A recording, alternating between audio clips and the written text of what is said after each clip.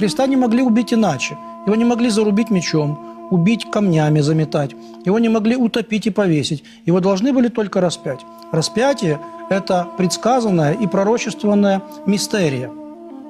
У Пастернака в стихотворениях к роману «Доктор Живаго» есть такие слова, что «очень многим руки для объятия ты раскинул по краям креста».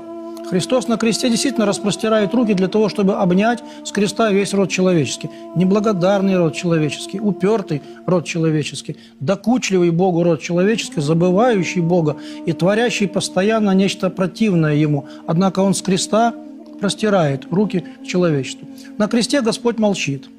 Он долго ходил по земле и говорил днями целыми, говорил не замолкая, и многих привлек к себе, хотя еще многие от него потом отошли.